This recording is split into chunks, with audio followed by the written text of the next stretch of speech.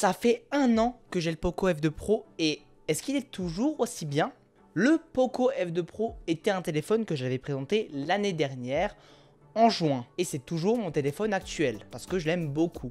Mais si je l'aime beaucoup, ça veut dire qu'il est forcément bien. J'avais envie de faire cette petite vidéo pour vous donner mes impressions au bout d'1 an d'avoir un téléphone Xiaomi et vous dire est-ce que Xiaomi c'est bien au bout d'1 an. Et je ferai peut-être cette vidéo au bout de 2 ans.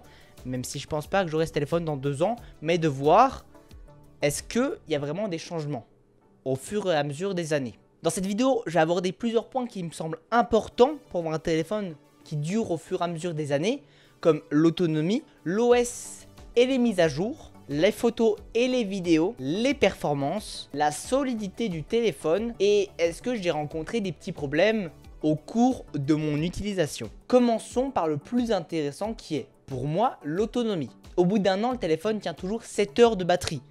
Complet, hein. Je parle pas de suivant la journée. Non, 7 heures non-stop.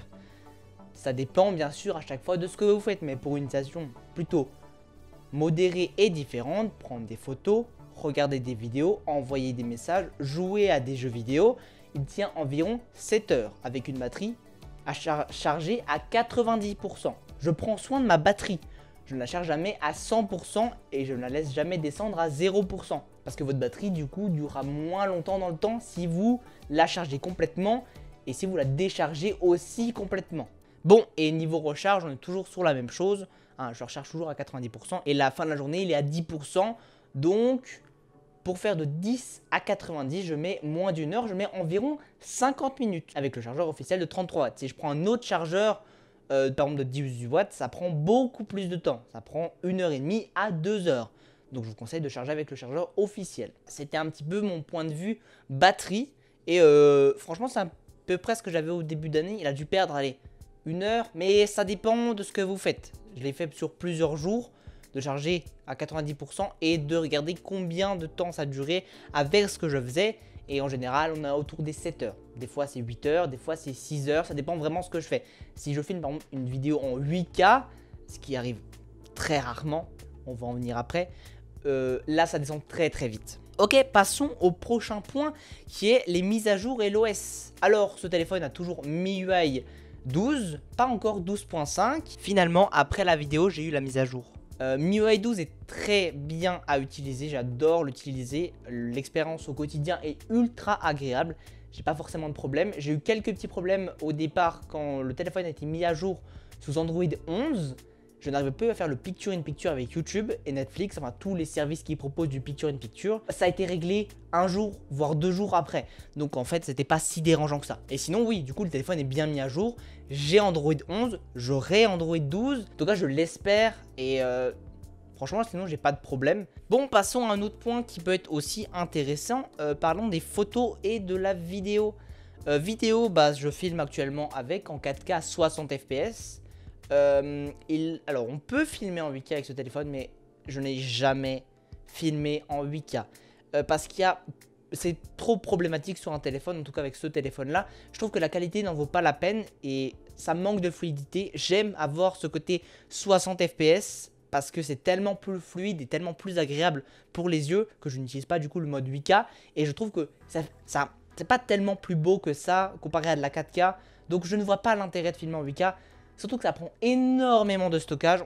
À peu près on est à 1 minute 800 mAh, ce qui est énorme. Et niveau batterie, ça utilise la batterie à fond. Donc je ne vous conseille pas vraiment d'utiliser ça. Je filme jamais en 1080p en 720p, ni en 720p. Je filme tout le temps en 4K 60 images par seconde. Parce qu'on peut voir actuellement, bon j'ai 2 spots sur le côté qui permettent encore d'embellir l'image et tout. Mais sinon, ouais, il se débrouille très très bien au niveau vidéo. Et niveau photo, en tout cas en 2021, les photos sont toujours aussi correctes. Elles fonctionnent parfaitement, je fais de très bonnes photos brutes. Si je les corrige un petit peu avec Photoshop ou avec les logiciels directement présents dans le téléphone, ça fait encore de plus belles photos. En tout cas, j'ai pas de problème. Je fais tout avec ce téléphone, j'ai pas d'appareil photo et ça fait de très bonnes photos. Même si bon, niveau zoom, il n'est pas le meilleur. En tout cas, niveau juste photo comme avec le grand angle, le principal, sans zoomer, il est très très beau. Performance, parlons des performances, parce que c'est quelque chose qui peut être aussi très intéressant. Quand il est sorti, il avait le processeur le plus puissant du marché. Maintenant, ça fait 1 an, il a été détrôné par le Snapdragon 888. Avant, il avait le Snapdragon 865 et ce Snapdragon est excellent. Même si, par exemple, sur Fortnite, je ne peux pas jouer en qualité maximum.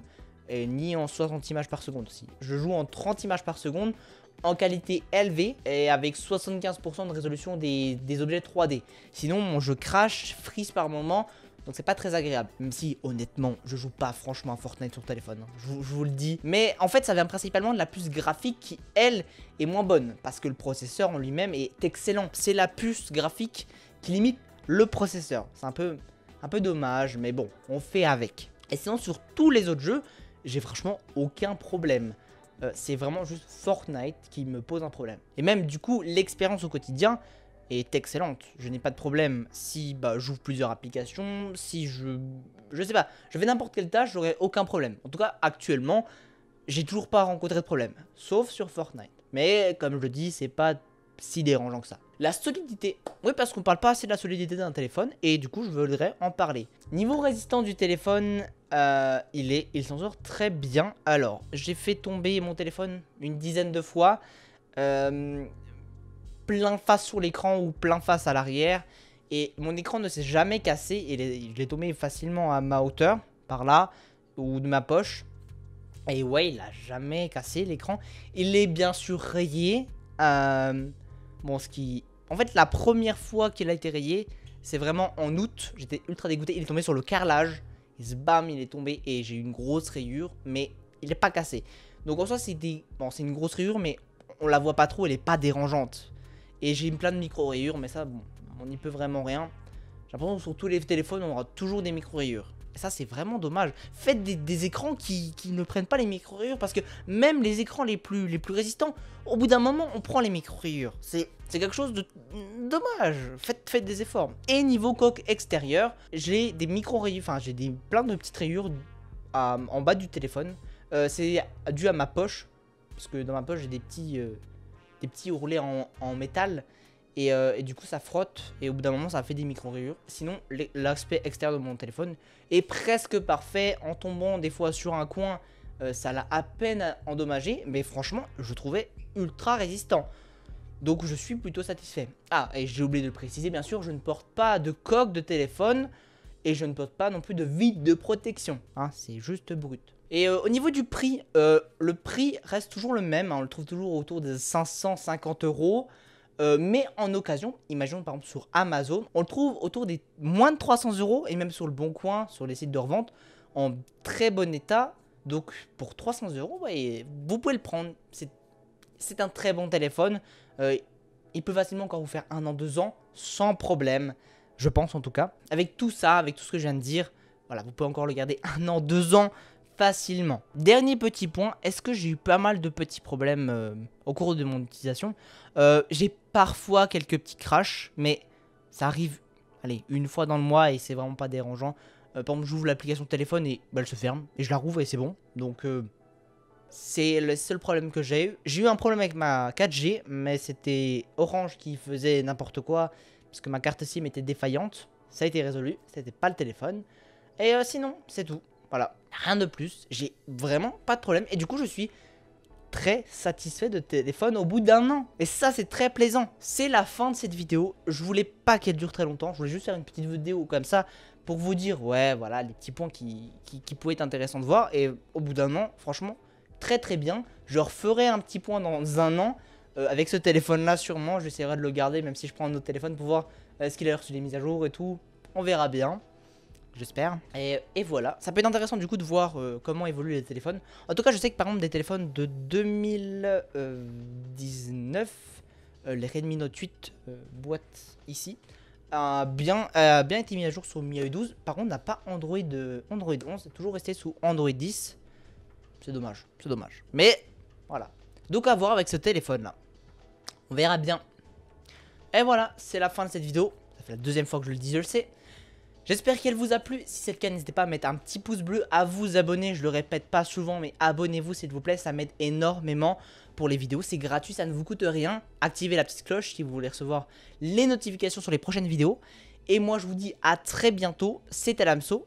Et du coup, je vous redis ciao.